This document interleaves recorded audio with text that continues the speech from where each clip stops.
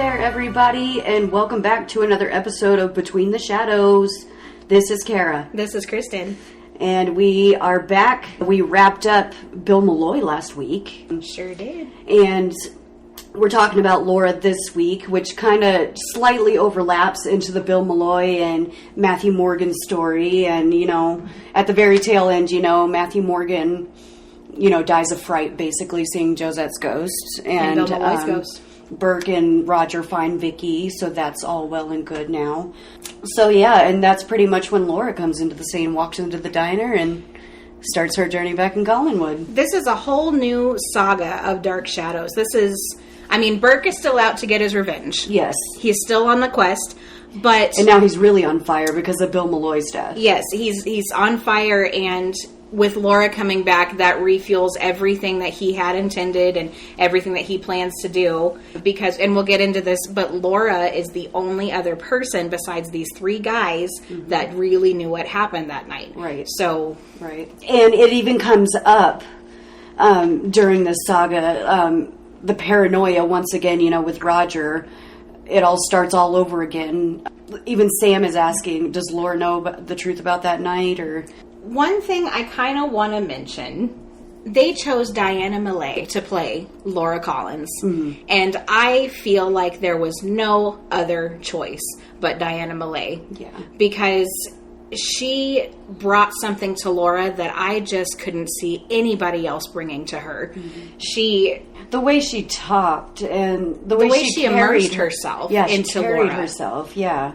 And the one interesting thing, and we touched on this before, but the one interesting fact about Diana Malay, she was actually months pregnant when she got the job as Laura Collins. Mm-hmm. She's often wearing these long flowy dresses or jackets to hide her little belly bump, and it's just adorable to me. You can kind of tell if you're looking in the right place. And, and you know, I love that Bob Costello gave a pregnant mom a job and just kind of took a chance on her, and it ended up being a wonderful, excellent decision. I have to just go on and on about Diana Malay. I love her so much.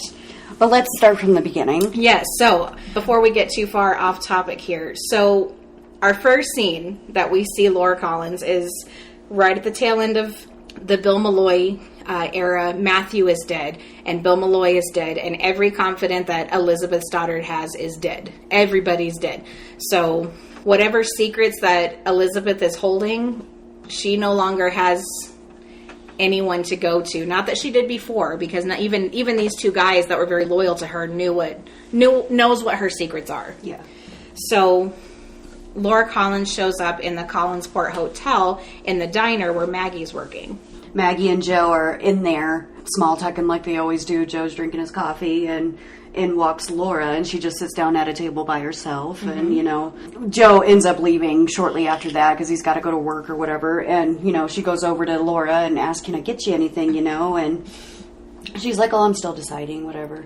But eventually Laura goes up to the bar after Joe leaves, actually. Laura moves up to the bar and eventually asks about, are the Collins, you know? How are the Collins? What are they up to? And Maggie's like, oh, the town can't breathe unless they breathe. Right. You know? Thank you, Maggie. And then after she asks about the Collins, you know, she asks about them, like, individually. Like, is Roger still around? How about Liz? And then finally she asks, well, what about little David Collins? Right. And Maggie's like, oh, butter would melt in his mouth. Oh, yes. As well as steel. She's like, there's nothing typical about him at all, though I'm sure a nice dungeon would help. Oh, man. I mean, what a line. Summing up a child. What a line. But, man. But so accurate, too. Yeah. Wow. Yeah. So. Now, Laura does this thing while she's sitting at the diner, and it just kind of caught my attention, especially this last time that I saw it. She lights up a cigarette with a match, and before she blows out the match, she just stares at the flame, and she just kind of gazes at it just longingly, and then blows it out. And I'm like, that just kind of got my attention. I'm like, oh, okay, so that's our first clue that something's up with this woman, you know. Yeah. But it's just so funny. So, but Sam sees her also and says, hey, Maggie, who's this lady over here? And she's like, oh, I don't know, Pop. I just started talking to her. I don't know her name. Yeah. But Sam recognizes her. Yeah. And thinks that he knows who it is and calls Roger, goes to the bar to drink about it, first of all. He goes to the bar because that's what Sam does and has a few drinks and gets pretty drunk and then calls Roger. and says, "Get down here in 2 seconds flat. The worst possible thing that could have happened has happened." Yeah. And Roger gets there, and he's totally impatient because he doesn't want anything to do with Sam Evans. He's already irritated that Sam has this hold over him. And Sam doesn't come right out and tell Roger why he's demanded him to be there. Yeah. And Roger, in his pompous and impatient way, asks Sam what it is he has to tell him or if he's going to pass out first. Right. He's like, "Are you going to tell me or are you going to pass out first?" Right. And I'd like to point out before we go any further, like, especially with the mood that's always going on in Collinsport, it's always a dark, heavy mood. But there was one point where, Maggie's just questioning Laura and stuff. And, well, I mean, why are you here? Are you from here? Are you in for the holidays, visiting family? And, they never recognize major holidays in the show. They never do acknowledge it. They don't. Christmas, Thanksgiving, not even birthdays, barely. But I looked at the air date of this episode that Laura showed up, and it was December 14th of 66. So right before Christmas, like a week before Christmas. 10 days before Christmas, so, 11 days. You can just imagine the feel that the town, should be in, the holiday spirit. The town's decorated probably. Might be a little bit snowy. Yeah. But I wanted to point that out because, they never acknowledge major holidays, and we can just get the feel of what time of year it is when she arrives, and it's just right before Christmas. That is pretty cool. Yeah. Something that's easily passed over if you're not paying enough attention, Yeah. So that is a pretty good thing to point out. I love it. Yeah. But yeah, Sam's just hounding Maggie about Laura. Like, what's her name? What did she say? Does she have family here? Basically asked Maggie to probe the crap out of this woman and find out who she is. Right. But Sam, in the back of his mind, in his heart, he knows. He knows who it is. Yeah. He knows it's Laura Collins. Yeah. And that's why he's demanded Roger at the bar. He's like, "Get your butt down here. We got to talk." He gets more drunk. He says, Roger asks him, "Are you going to pass out before you tell me what you got to tell me?" And Sam says I'm gonna get drunk. I want to be as close to passing out as I can possibly be before I tell you. And he asks Roger, what is the worst possible thing that could happen? And Roger, because he's so impatient, he doesn't care. He just wants him to get to the point, and he's not really biting or getting the point just yet. And he tells Sam that the worst possible thing that could happen was that Sam became his social equal. Yeah. What a snob, Roger. Jeez. Yeah. But Sam turns around and tells him, well, to be your equal would be the worst thing in the world for me, too. So basically, Sam tells him, your wife is back. I've seen her. Yeah. I wasn't sure it was her at first, but I know now. And he antagonizes Roger, and Sam knows what this means for Roger. Yeah. Even if we don't know the whole situation at this point yet. And the fact that he's getting such satisfaction from this is just hilarious to me. Because Roger has been holding this over his head and hounding him, "Don't you dare say a word. I paid you so much money, and I wish you'd just get out of town before you get us all into trouble." But Sam is getting such a kick out of being the one that and Roger doesn't know. He's the one that gets to tell Roger, and it just... Yeah. It's so funny. And maybe now Roger will get off his back at least a little with Laura coming back, because let us not forget that not only was Roger and Burke in the car the night that the man was killed, but so was Roger's wife. Yeah. And Laura Collins knows the truth about what happened when the man was killed with Burke's car. She fully knows that Roger is the one who was driving the car that night. And Roger knows that Laura coming back means that his whole charade of denying that he was at fault could come crashing down. Right. And he even mentions, I think, to Sam, when he was talking to Sam in the bar, like they're discussing where is she staying and why hasn't she gotten in touch with me yet? And did Burke bring her here? Right. Is this one of Burke's games? Yep. So... I mean, Roger has paid off Sam, and Sam has something to lose if he tells what he knows, but Laura is a whole other ball game. Yeah. And we don't even know what the relationship between Roger and Laura is yet. We just know that Laura was sent away. Yeah. We don't know why yet, and we don't know what their relationship is like. We don't know if they were constantly fighting. We just don't know. Yeah. And we don't know what the air was like when she was sent away or when she went away. Yeah. So that's where Roger knows, and yeah, and after the bar, Roger goes home. And of course, he has to tell Liz oh, definitely what's going on. And Liz comes in to the drawing room and asks where he's been. And he tells her he's been at the Blue Whale with Evans. Not Sam, just Evans. Evans. And she's like, well, what's up, and he's like, well, let me pour you a brandy first, you might need it. And he informs her that Laura has come back. And now Liz feels about the same way Roger does for once. Roger calls the hotel while he's in the drawing room with her to confirm that she's checked in, and she's checked in under Laura Murdoch. Her maiden name. Her maiden name. Liz notices the same hesitation to talk to Laura in Roger as Maggie does in her dad. Like neither of them want to actually face Laura. They're getting Liz and Maggie or whatever trying to get information. That is so true. Through a third party. They're just too scared to face her that is so themselves, true. It seems. I didn't get that when I watched. That is so funny, but you're absolutely right. Yeah. So while all of this is happening at Collinwood, Sam goes home after drinking all night. Yeah. And Maggie urges him just to sleep. Please just sleep, Pop. You don't need any more to drink. Mm-hmm. But Sam wants to paint. He's got this desire and this urge to paint. Like a drunk epiphany. Yeah, he says, I got a good idea and I want to get it on a canvas before I forget about it. Mm-hmm. And the next morning, Maggie sees what he's painted. It's not finished yet. You can't. It's like a charcoal sketch right now. Right. He started on it, and Maggie was like, it looks like a woman who's engulfed in flames. Mm-hmm. She's like, and it gives me the creeps. Yeah. And from Sam's reaction, we can tell that it gives him the creeps too. Not to mention, he didn't even remember doing it. Right. He woke up and didn't even remember that he had sketched that. Right. And this is something that keeps happening throughout this whole storyline with Laura. Sam keeps having compulsions to paint this picture of a woman on fire and in fire, and he cannot figure out why. Yeah. So, and sorry, just to make this quick point, because we're kind of at that point, he lights up a smoke as well, or a cigar, or whatever he smokes. He lit it with a match as well, and he had the same stare into that flame that Laura did in the diner. Yes, he had that same sensation, and then he puffed it out. Yes. So So all of a sudden, Sam's got this obsession with the woman in fire, and he can't stop painting her. Mm-hmm. We jump to Burke, who doesn't know that Laura's in town yet. Right. And Mrs. Johnson hears Elizabeth and Roger talking about it at Collinwood. She's still eavesdropping for Burke. Yes.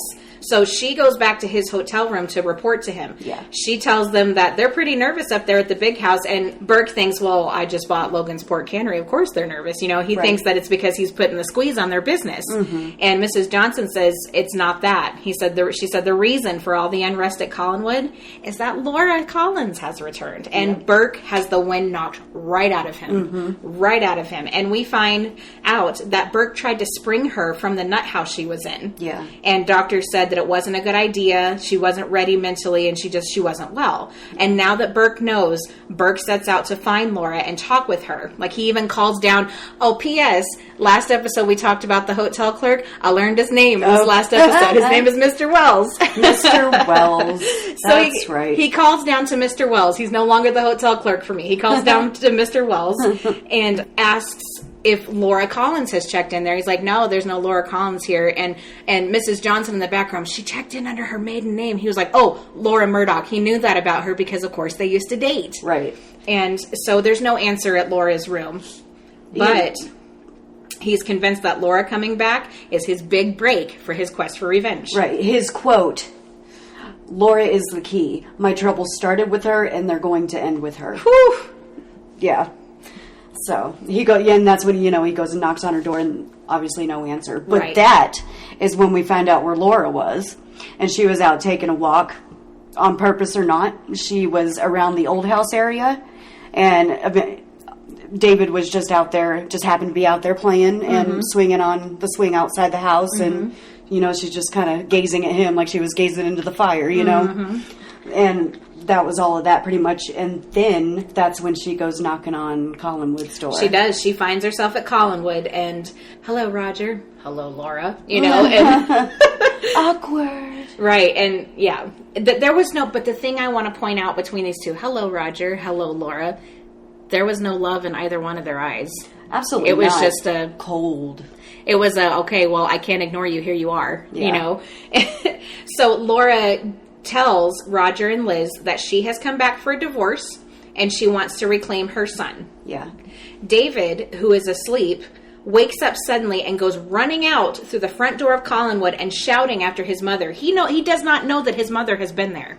doesn't know. But we have noticed he's been super restless the entire time he's been put to bed. Like, Yes. Mrs. Johnson put him to bed, and they just keep flashing back to him 1 or 2 times. And he's just tossing and turning. restless. Yes. So, And so he didn't know that his mom was there, but he runs out the front doors of Collinwood shouting after his mother. Yeah. And Liz is concerned that Laura is back mostly for David. Yeah. She's mostly concerned that for David, that Laura is back. Yeah. And she becomes very protective of David, like even more so, because she's not sure that his mother being back is the best thing for him. yeah.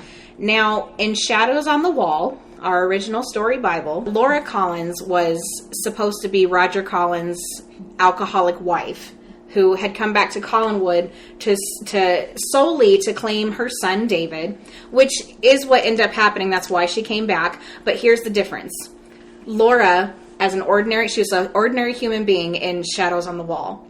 She was meant to have died under mysterious circumstances, which would have led to Victoria Winter's arrest and tried for her murder. Wow. However, since the show was shifting its focus towards the supernatural, they decided to make her an immortal phoenix, and they definitely downplayed her alcoholism. Definitely. So a little bit of trivia for you. Wow. So that's how Laura was originally supposed to be, if they had gone with Shadows on the Wall. But because they were focusing towards the supernatural, we get Laura Collins the Phoenix, which, by the way, I love that we got Laura Collins the Phoenix instead of Laura Collins the alcoholic wife. The alcoholic. Yeah. The alcoholic wife was just a little bit too soap opera for me. Yeah. But Yeah. And we all know how that ends. so I'm going to go ahead and jump to Burke's first meeting of Laura since she's back. Yeah. There is a look on Burke's face, and he says that even after 10 years of planning this meeting and thinking about what he was going to say, wondering if he would be angry, and wondering what she would say, he's at a total loss for words and doesn't know what to say. Mm-hmm.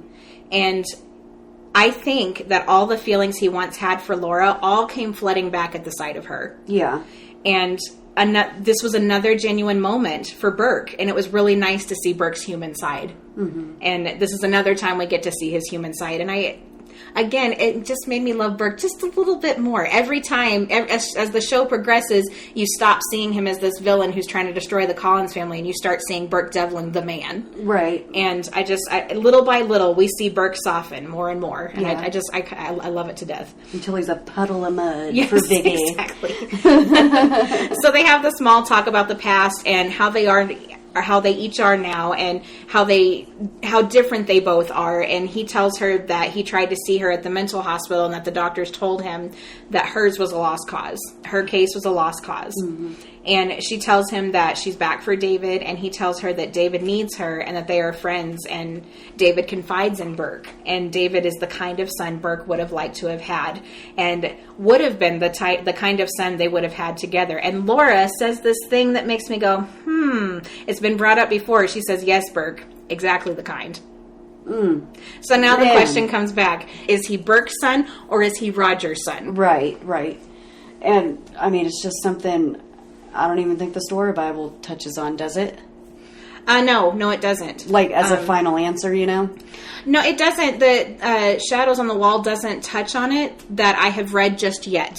However, there is something I want to just mention that kind of cements it for me. Hi, Kitty. Hi, Kitty. But there is something that kind of cements David being Roger's son. And this is way on down the line and smack middle of the series when we see Quentin Collins. Mm-hmm. Quentin wants David. Yeah. He wants him because he's the spitting image of Jameson Collins. Yeah. And now that tells me that this boy is probably most likely a Collins and not a Devlin. Yeah. So I don't know. That kind of cemented it for me because we really didn't... That's a good point. We didn't get the tail end of, whose son is he actually. Right, but that is a very good point. I think if he had been Burke's son, Quentin probably wouldn't have wanted anything to do with him.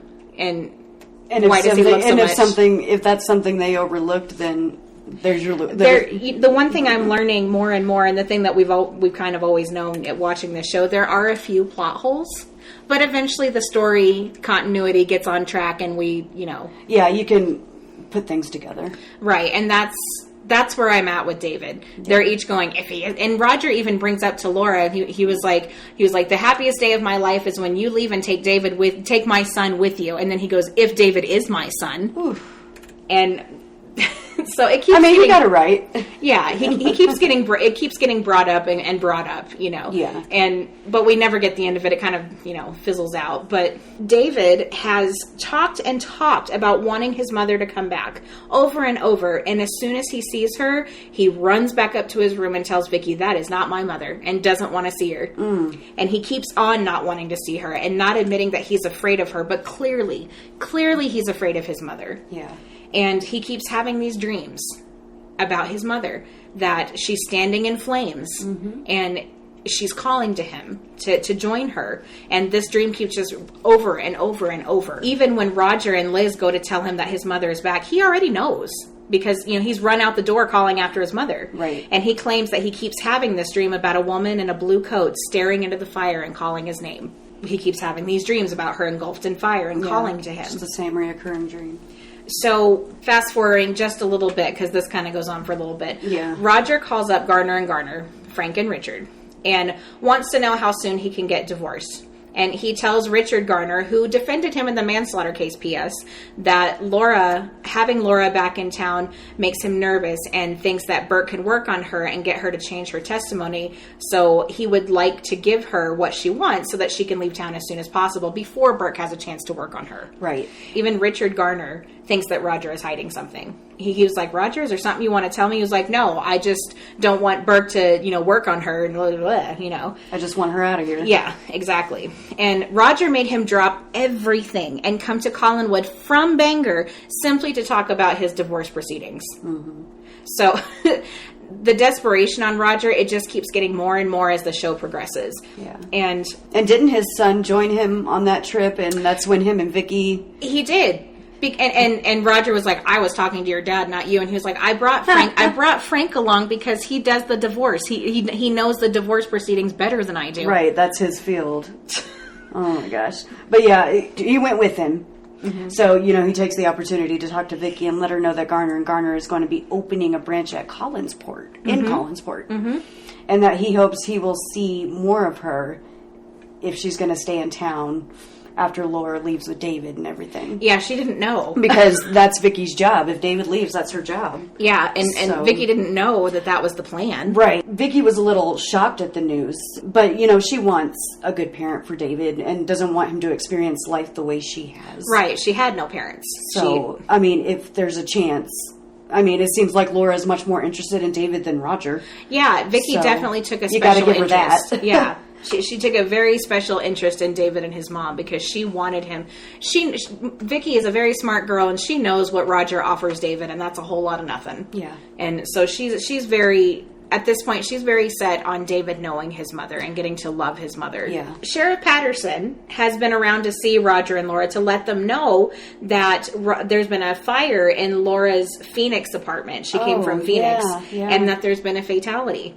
And the body was recovered and burned beyond recognition, but they were pretty sure it was Laura Collins. Oh my God. And right here is just one of many clues that something is off about Laura Collins. We had that little subtle thing where she was staring into the flames with her match. Right. And we were like, oh, okay, maybe she likes fire, But now we have this fire in her Phoenix apartment. There was no signs of forced entry. The door was locked. Right. And a fire started in her apartment and only one person died, and they've identified it as Laura Collins. We find out that she spent a lot of time in the nut house after the manslaughter case.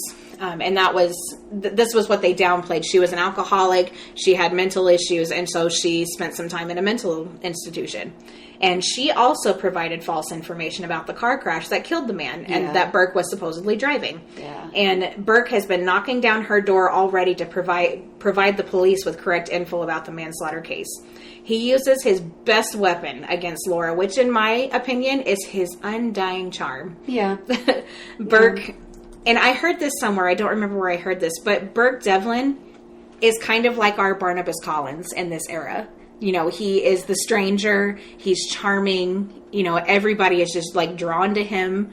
And he was kind of like Barnabas Collins in these first few episodes, minus being a vampire, of course. But But he was the stranger that nobody knew, but he was so charming, kind of like the way that Barnabas ends up being when we get him the first time. And, right. But I just kind of wanted to throw that out there. I heard that comparison, and it did kind of like, yeah, it's kind of right, you know? Yeah. So, you know, we already know that he and Laura used to be an item, but Laura married Roger because Roger's got a lot of money. Yeah. And Laura even told him, I thought I would like the kind of life that you could provide for me. I thought I'd like being a Collins, you know?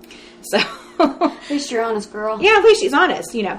So they're caught together at the cottage by Roger, who comes slamming in the door with his gun drawn, "Get away from my wife," you know. Yeah, no. And he's ready to kill Burke on sight. He warns him. He just wants a reason to kill Burke. Yes. And he warns him to stay away from Laura. And just as Roger's ready to pull the trigger, Burke grabs the gun and it goes off. And Roger swears, and I'll kill you, Burke, if it's the last thing I do. And Roger starts his crap on his wife. What did he say? What were y'all talking about? Oh, my gosh. And Laura's been lucky up till now. She is just coming into Roger's madness about the manslaughter case. Right. But he doesn't waste a moment to question Laura on whether or not David is his son. The happiest day of my life will be when you go and take my son with you, if David is my son. You know, David is still set on not seeing Laura because he's terrified of her, and he's convinced that she's not his mom. And Vicky promises to Roger that she's going to do everything she can to bring them together because she just wants that for David. She's right. very set on it. And this is a very, very tender subject for Vicky. She grew up an orphan with no one, would have given anything to know her parents, and here David has a chance to have a real relationship with his mom, and he doesn't even want to talk to her. I think it's breaking Vicky's heart a little bit. Yeah. So Vicky comes up with this brilliant idea to arrange a quote-unquote chance meeting so that the two of them can meet. And she suggests, let's meet by the greenhouse. We go on a walk every day. Yeah. But Laura wants to meet on Widow's Hill. And when they meet, he's so afraid of her that he nearly goes over the ledge. Yeah. Now, first of all, why would Laura want to meet in the most dangerous place in all of Collinwood? Like, Liz has been very gracious and given her permission to stay at Matthew Morgan's cottage, you know, now that he's dead. She has the entire grounds, miles and miles of property to meet her son. And she chose Widow's Hill. Yeah. It just doesn't make sense to me. And it very nearly costed David his life. Yeah. And Laura pulls the oldest trick in the book. Vicky manages to pull David back up from the cliff, and Laura starts crying. Yeah. Now, I do feel like some of those tears were probably real. It probably did hurt her that her son didn't even want to talk to her.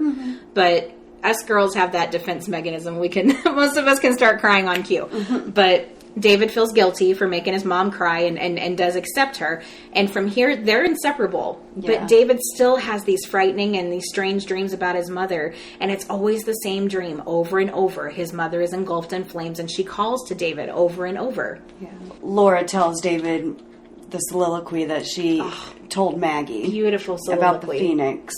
And basically telling him all about what a phoenix is and what it does, and that it dies and it's reborn from the ashes, and it's a beautiful, beautiful bird. Legendary bird, said to live forever. And says it gets older and older but never loses its beauty. And it has a scarlet head and body, and its eyes are sea blue, and its wings are iridescent. And Dave was like, oh, it must be pretty old. And she was like, it's pretty fascinating. It doesn't grow old for hundreds of years, and even then it doesn't lose its beauty. And you know, it tells them that, you know, it goes to prepare a nest, and in the morning the nest catches fires from the sun's rays, and it keeps fanning the flames with its wings, and then everything is just smoldering to ashes, and from the ashes the phoenix is reborn, and it's beautiful.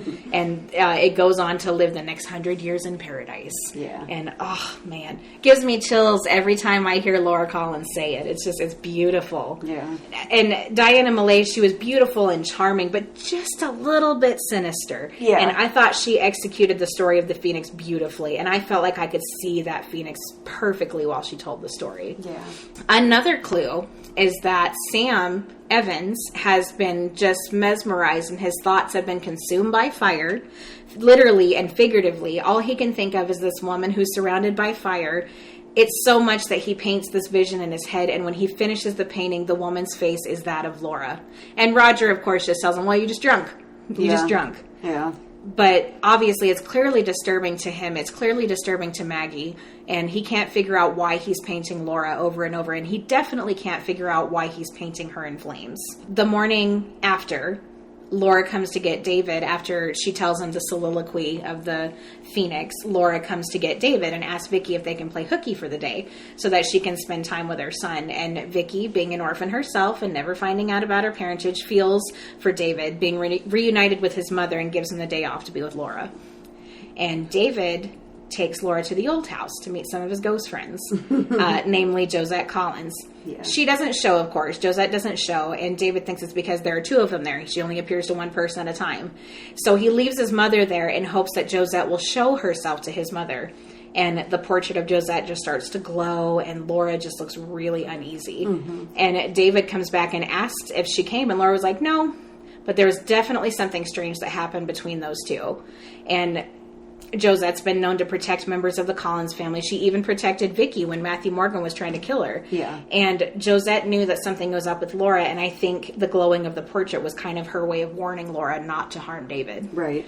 However, I was reading again on Dark Shadows Wiki when I was kind of researching Laura. I thought that there was some contention between Laura and Josette, and I couldn't figure it out if it was just two supernatural entities butting heads. Right. You know, one good entity, one technically bad entity. Yeah. But Laura is clearly uneasy when she realizes that Josette is a real spirit at Collinwood. And at first, I thought that Laura just simply feared Josette. Yeah. Which certainly was probably part of it. But for those of us who know the story of Laura, we know that she's a phoenix, and she's supposed to be reborn approximately every 100 years and consumed by fire as an adult every 100 years. But actually, she has many lives in the Dark Shadows timeline. Yeah, like she's got centuries. Yeah. Centuries under her belt. Definitely. She's hundreds and hundreds of years old. Yeah. Through the whole timeline, she had been married to 3 Collinses. Mm-hmm. Jeremiah, Edward, and Roger. Mm-hmm. In total, there were 7 incarnations of Laura seen, or a reference to, during the run of the series. Mm-hmm. So later, we go back to 1795. We find out that Josette Dupre was married to Jeremiah Collins as well. Mm-hmm. So the uneasiness and the contention between these two was not merely fear. It was one of the oldest fights in history. The fight over a man. Mm-hmm. That's so true. So these two beautiful women were both married to the same man at one point. Laura Collins was married to Jeremiah first, and then Josette comes along. Again, this is a whole other saga. Well, I don't want to get into too much detail, but Josette was also married to Jeremiah Collins. So these two... Well, I was his wife first. Is that the beef? Yeah. Girls? So we learned that Josette Collins is the one who's been making all these things happen. Sam Evans consumed by this woman in fire and his compulsion to keep on painting this woman. She's also responsible for David's nightmares over and over. Yeah. And it's she who gives Vicky all of the signs that David's life is in danger the night that Laura is reborn in the flames. Yeah. So... Back on track here, because... That's later on down the road. That is later on down the line. I don't want to get too far ahead of ourselves here. But yeah, so back on track, Vicky takes the day to go and visit Maggie and her father, because Laura and David are out having a good time. She mentions to Maggie that she probably won't have a job at Collinwood much longer because of Laura. That she's come back to take David to live with her, if he agrees, and they won't be needing Vicky much longer. Yep, and this is that line that Maggie says that cracks me up so much every time I hear it. She was like, is Roger up to his old tricks again, working on Miss Daughter to give you the old heave-ho? Right. Maggie has said she's such a smart aleck, and I love it. But Maggie proceeds to ask Vicky if Laura has come back only to get David, and Vicky assures her that what Mrs. Collins has said is just that. Yeah. She just wants David. Well, because Maggie is worried about her pop because he seems very nervous around Laura. Right. And that she's all of a sudden come back and Laura can provide information about the manslaughter case. But, Maggie, of course, doesn't know any of that yet. She just knows something's up and her dad won't talk about it. Right. And she says that she thinks the strange things that are happening lately are centered around Laura. And Maggie tells Vicky about the picture that Sam painted while he was loaded and talks about how eerie it is and how much it scared her. Mm-hmm. She tells Vicky that Sam didn't want to paint it, but just seems to be compelled, but wouldn't let anyone see it. Yeah, she was like, Vicky, I got to show it to you. I can't explain it without showing it to you. Yeah. And so she shows her the unfinished painting, and she's compelled immediately to buy it. Sam is ready to just chuck it into the ocean. Right. But he does give it to Vicky, and free of charge, and then he goes off to the Blue Well to drink about it. And Vicky says she doesn't know why she likes the painting, but she just feels like it's a very important painting. And she says it's almost like this painting is the real reason I came here. You know, and she brings it home, and David is just saying, let me see it. I want to see it. And she pulls off the wrapping, and David just immediately, my dream. How can someone paint my dream? Yeah. You know, David's been having all these dreams about his mom and fire, and there's Laura in this painting in the midst of all this fire. Yeah. And there's a little portion on the painting that's empty. Like it's a rather large section. Yeah. Yeah. David falls in love with it because the painting looks just like his mom. Yeah. And Laura and Vicky, they're both trying to talk David out of keeping the painting, but to no use at all. David is set on having it and won't let anyone tell him different. And he takes it and hangs it in his room. And Laura comes to take the painting down. And David, being a little manipulative twerp, tells her that if she takes it, he won't speak to her or see her anymore. So Laura leaves, defeated. And he also makes the same threat to Roger later when he tries to take it. If you take it, I'll never speak to my mom again. But I was going to say, yeah, I would never speak to you again. I mean, I'd never speak to you again anyway. Right. Roger would probably love that, but Can't no. really hold that one against him. And David knew it. That's why he threatened to not talk to his mother. He was like, yeah, I know you'd enjoy that a little too much. Right. So now that the painting is out of the Evans house, Sam comes home from the Blue Well, and he feels so much better now that this painting of Laura is gone. And he's got a new brilliant idea for a painting. And then he realizes as he's sketching the very same painting he just got rid of. Oh my gosh. Wow. Yeah, and the whole time it's Josette compelling him to do this. She's warning everyone that this woman is dangerous. There's something going up with this woman, you know? And I don't think that her being Jeremiah's wife was all the beef. I mean, Laura was clearly dangerous. Yeah, but, and Josette is there to protect the Collinses. Right, exactly. Especially David. David seems to be the one that she is, you know, she's definitely out to protect. Yeah. And I don't know if that's because he's the last of the Collinses, and without him, the Collins name doesn't go on. Or he's, in all of this, David's like pretty much the innocent one. Yeah. I mean, minus the rigging his dad's car and all.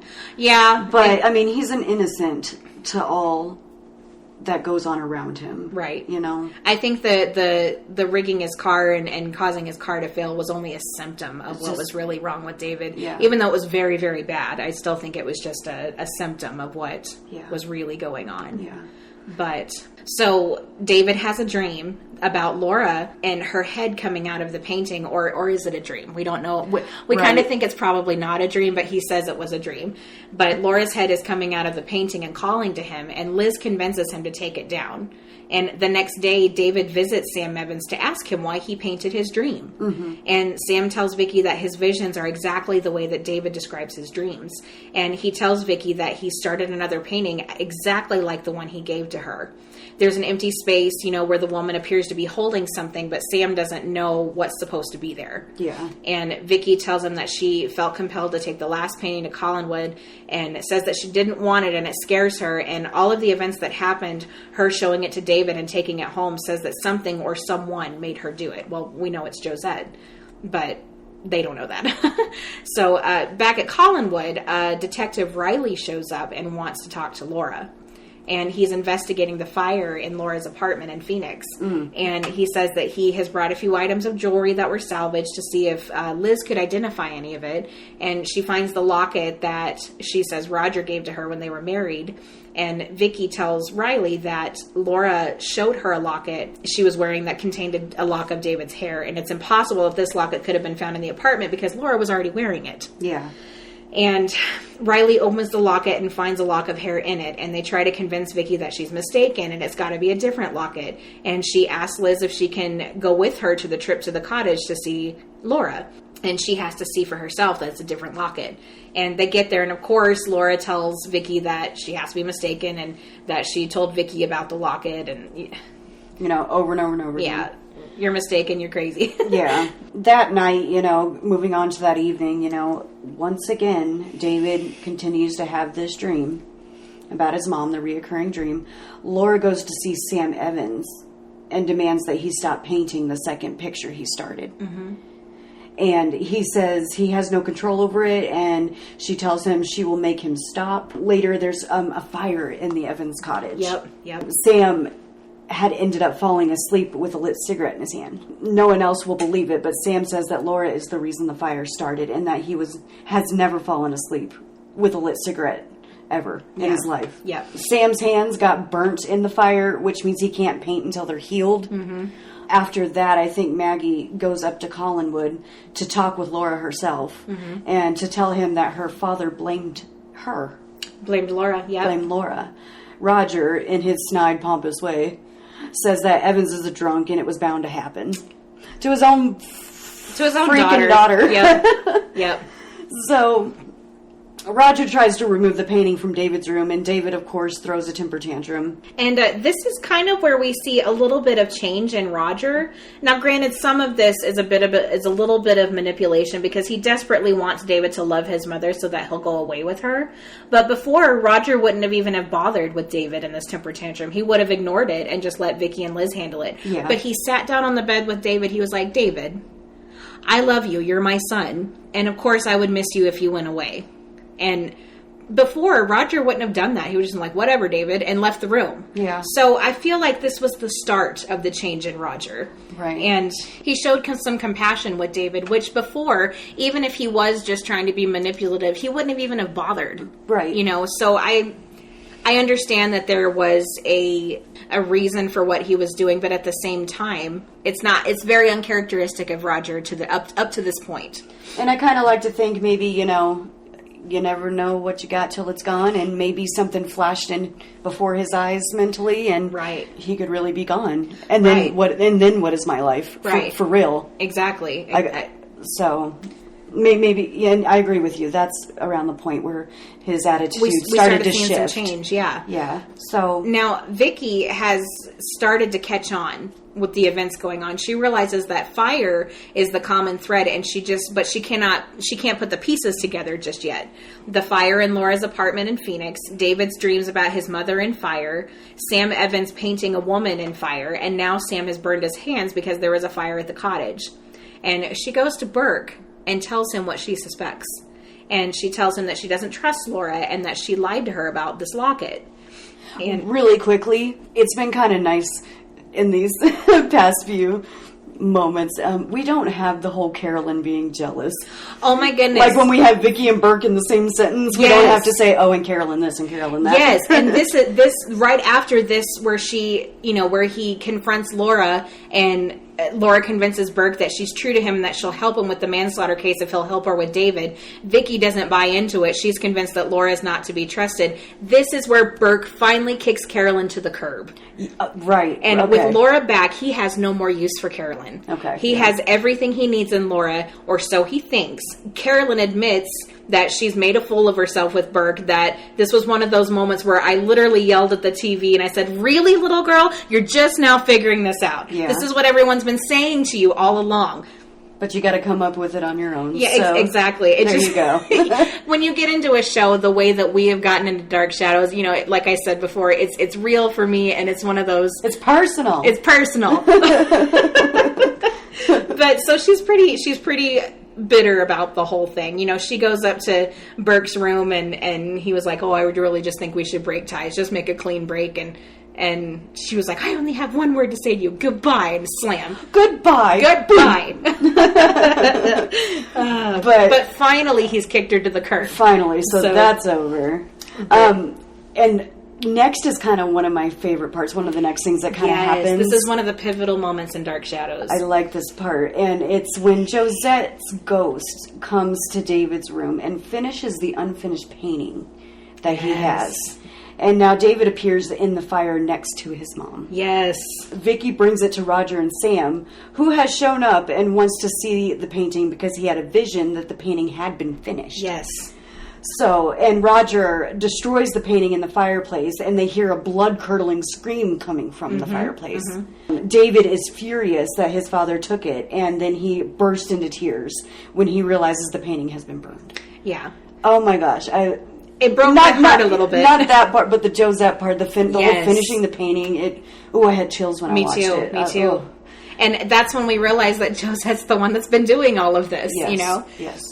So, Detective Riley is back, and he tells the family that the woman who died in Phoenix in Laura's apartment was positively, no questions asked, identified as Laura Collins. Mm-hmm. And they asked Laura to submit to a physical, just to make sure that she is who she says she is. And Roger goes with the detective to tell her all of this, and he was like, hold on, I want to ask some questions myself. Mm-hmm. And asked Laura, what were we going to call David when he was a baby? And she, of course, had the right answer. And what was the name of the little cocker spaniel we had when David was a baby? And she's like, oh, we just always called him Dog, because that's what David called him. And he says, he says, Detective Riley, these are only things that my wife could answer. This is Laura, you know. And Roger is just set on having Laura leave with David. Yeah. And the whole business in Phoenix has the divorce proceedings on hold in case Laura has to go back. Because it's kind of looking like she's going to have to go back because... Testify. Testify. So later on, Vicky and Frank have just been out on a date when Vicky gets another one of Josette's compulsions and demands that Frank take the road that leads them to the edge of a graveyard. Okay. And despite Frank's objections, Vicky pounds on the door of the cemetery chapel and desperately tries to get someone to open the door. Eventually, the caretaker lets them in, and long story short, they smell the scent of jasmine. That's Josette's scent. P.S. We always have jasmine going on when we do this podcast just to get us in the mood. That's right. That's Josette's scent, is the jasmine. And... So long story short, the caretaker tells them that L. Murdoch Stockbridge died by fire. She's buried in this crypt. And this is where we find out that Laura is in fact several hundred years old. Being a phoenix, she's reborn from the ashes century after century. And Vicky doesn't catch on to it until they get back to Collinwood. And Roger tells her about the woman who died in Phoenix, who is assumed to be Laura Murdoch Collins. And in that first year, that her first quote-unquote death... Mm-hmm. That was, what was that, 1767? What was that? Yes, that's when she was married to Jeremiah. So that was her first run? I believe that was her first run. I'll have to go back and look at it. Yes, it was. Laura Murdoch Stockbridge. And... that was the first quote-unquote Laura, right? I apologize. Laura Murdoch Stockbridge was her first incarnation. She wasn't married to Jeremiah just yet. Her second incarnation, Laura Stockbridge Collins, was when she was married to Jeremiah. Okay. So when she was married to Jeremiah was her second. So Stockbridge was like her first marriage. Yes. Got it. Yeah. So, and that was 1767. Yes. Like that was that like the year? She was born in 1735, and then she died in 1767. Okay, that's what I wanted to know. Okay. That's what I wanted to get straight there. Right. So. Okay. So yeah, I guess this is where that's where we found out that from the caretaker. Yes. So, but Vicky doesn't catch on to it until Roger was like, yeah, the woman who died in Phoenix was Laura Murdoch Collins. And she was like, she's like, Murdoch. L. Murdoch Stockbridge. L. Murdoch Collins. And then she was like, Yeah. So Mrs. Johnson, who's been listening at every keyhole, listening at every door, goes back to inform Burke that Laura is just playing him and Roger and that she's telling these two only the things that they want to hear. And she tells Roger that she's only trying to keep Burke pacified, and she tells Burke that she's just being civil to Roger so that she can take David. And Burke just wants to believe that Laura is genuine to him. And Mrs. Johnson reminds him that she is the one who betrayed him 10 years ago at this manslaughter trial. That's right. So after this goes round and round and round, with Laura and David gets more disturbed, Elizabeth goes off to the cottage and confront Laura and asks her to leave. They square off, and subtly declare war on one another. And this wasn't the first time that Liz tried to get Laura to leave. This time she walked in on Laura and Burke making googly eyes and snog at each other. Yeah. And we all know how that ended. Liz leaves and goes back to the main house and faints. Falls down the stairs. And this leads to her not remembering a large part of the day and then to a catatonic state, and she can't speak.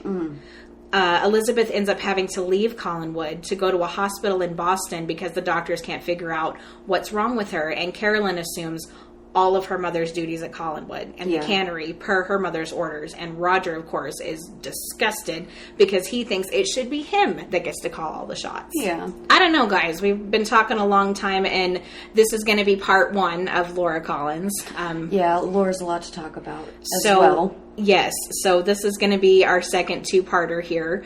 But we're going to stop here for the night, and the next week we will go ahead and finish it up. Yes.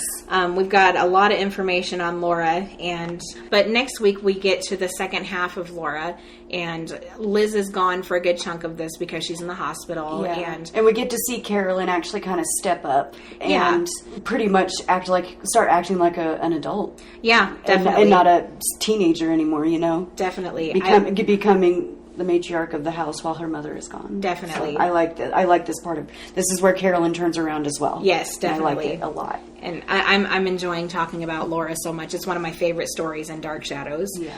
But next week we'll finish it up. Just as a reminder, as always, if you want to reach out, we're always available. Find us on Facebook or at betweentheshadows2021@gmail. But until then, remember to keep it between us and the shadows. Have a good night. Good night, everybody.